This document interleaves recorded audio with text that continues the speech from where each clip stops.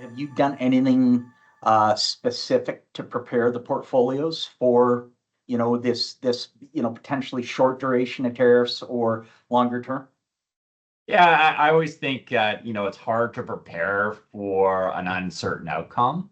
And so I don't think it's appropriate when there is uncertainty to invest based on that uncertainty because that could really, whipsaw you. You could go and completely alter your portfolio, assuming that we're going to get max pain from tariffs, and then something changes and your portfolio is not prepared for what's going to happen on the other side. So we have not done that, and we would not do that. I think when you sit back and look at the reality of the tariffs between Canada and the U.S., it is not as bad as what is being presented at the moment.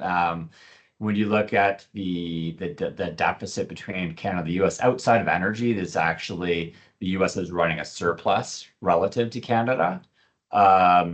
Energy is a very unique situation. When you think about the energy sector in Canada and the US is a light oil producer, and they export that oil outside of the US and they import oil from Canada.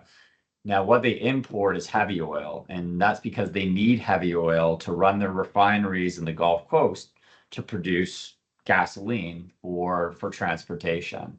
Without our heavy oil, they would need to find heavy oil from other parts of the world. Now, clearly, are you better to get your oil from your ally, your closest trading partner, or do you want to get it from unfavorable parts of the world like the Middle East?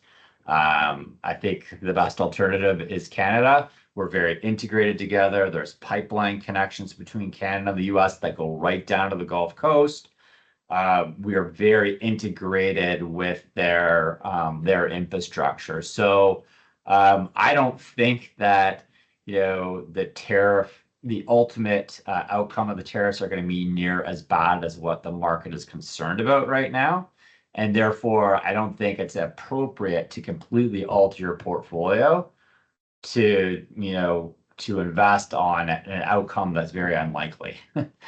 So I think we're thinking longer term here and not expecting there to be any dramatic changes on the tariff front. There might be some stuff around the edges, but not material enough to make significant changes to the portfolio.